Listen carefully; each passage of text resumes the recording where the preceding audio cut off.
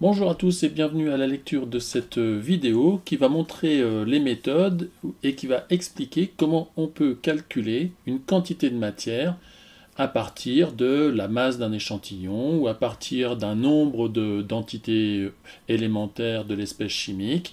Bref, toute une série d'exercices que l'on fait dans ce chapitre assez délicat pour les élèves de seconde.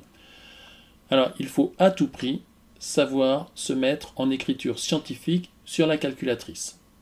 Il faut également savoir ce que signifie un kilogramme, c'est 10 puissance 3 grammes, 1000 grammes, ce que c'est que 1 gramme par rapport à 1 kilogramme, et éventuellement, parce que des exercices peuvent le proposer, ce qu'est le milligramme par rapport au gramme.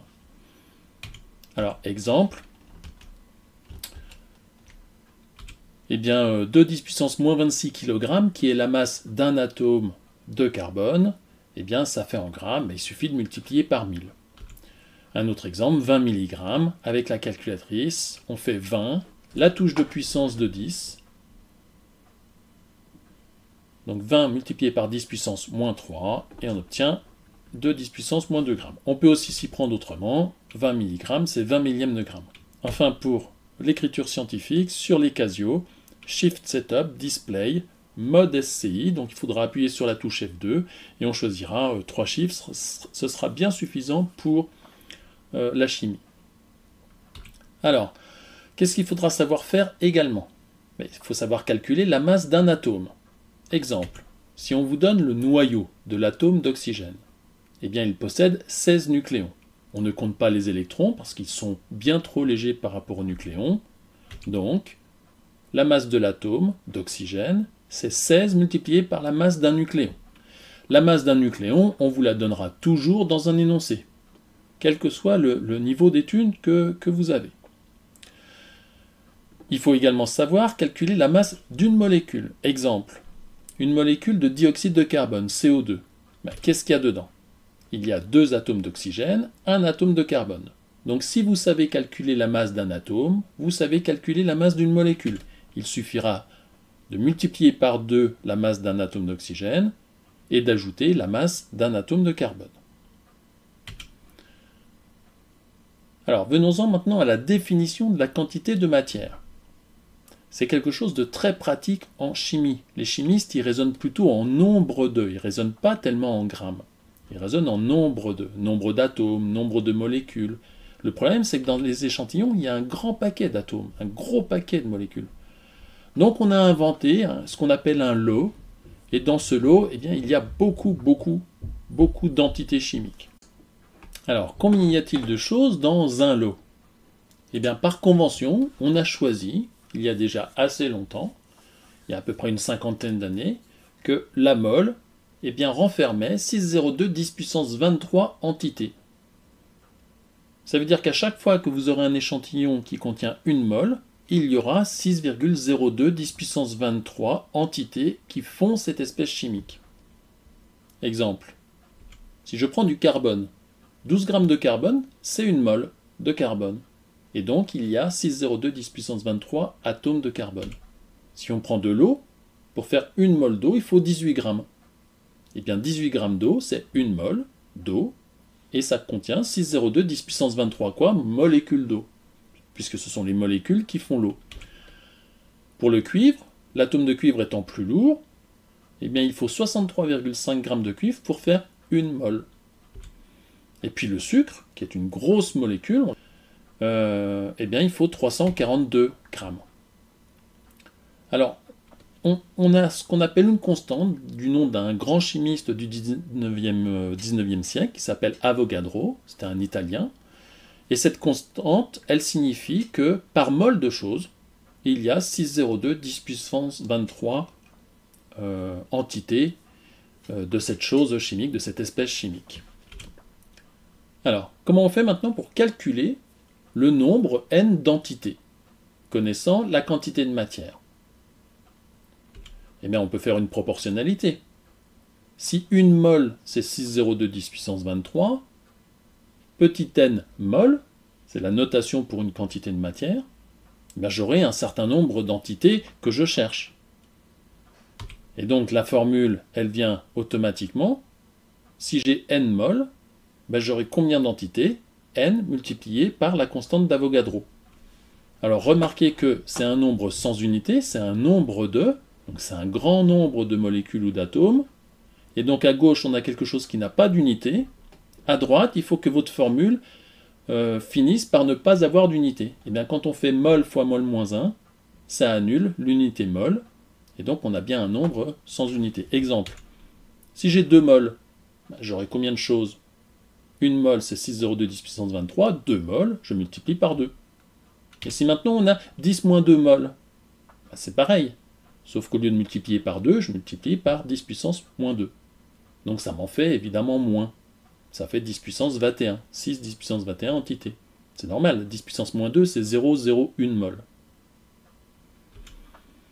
Alors maintenant, si je connais le nombre d'entités, je sais que j'ai un certain nombre de molécules ou un certain nombre d'atomes dans mon échantillon. Comment je fais pour calculer la quantité de matière? C'est proportionnel, c'est toujours le même tableau de proportionnalité. Mais cette fois-ci, je cherche la quantité de matière. Donc on fait notre proportionnalité, et ça fait n égale, alors en fait, grand N fois 1, mais le fois 1 ne sert à rien, donc ça fait n divisé par la constante d'Avogadro. Alors à gauche, on a des mols, c'est ce qu'on appelle la quantité de matière, et à droite, on a quelque chose qui n'a pas d'unité divisé par des mols moins 1. Quand on divise par des mols moins 1, ça redonne des mols. Donc la formule, on dit qu'elle est homogène. Voilà, donc ça c'est la formule pour calculer la quantité de matière quand on connaît le nombre d'entités de l'espèce chimique qu'il y a dans l'échantillon. Exemple, si on a 2 10 puissance 18 molécules ou atomes dans un échantillon,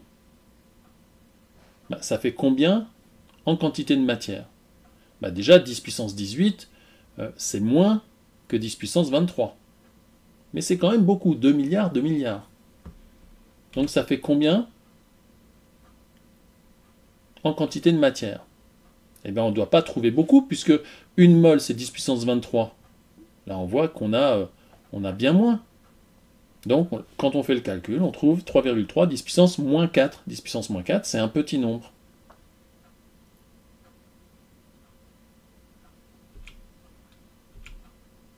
Alors maintenant, le plus dur de ce chapitre. J'ai un échantillon, il a une certaine masse, on va voir tout à l'heure un exemple, et je veux déterminer sa quantité de matière. Alors comment on va s'y prendre? J'ai un échantillon, il est fait de quoi? Il est fait d'atomes ou de molécules? Une fois que je connaîtrai la masse de l'entité chimique, je pourrai calculer combien j'en ai dans mon échantillon. Et donc je trouverai le nombre grand N. Une fois que j'aurai grand N, le nombre d'entités, je pourrai trouver la quantité de matière en mol. Alors on va faire un exemple. Du moins on va redonner les étapes. Première étape, je cherche la masse de l'atome ou de la molécule. Ensuite, je l'ai calculé, donc je fais un tableau de proportionnalité éventuellement. Donc quelle est la masse de mon entité? C'est peut-être un atome, c'est peut-être une molécule, je sais la calculer. Et puis dans mon échantillon, je vais avoir un grand nombre d'entités.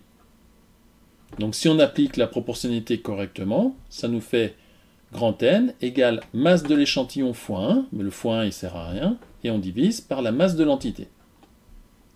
Une fois qu'on a ce grand N, on peut passer à la deuxième étape. Je connais mon nombre d'entités et je cherche la quantité de matière en mol. Et donc, si on fait un tableau de proportionnalité, on obtient cette formule-là, mais je vous conseille de la connaître. Et on n'a plus qu'à calculer la quantité de matière. Alors, un exemple.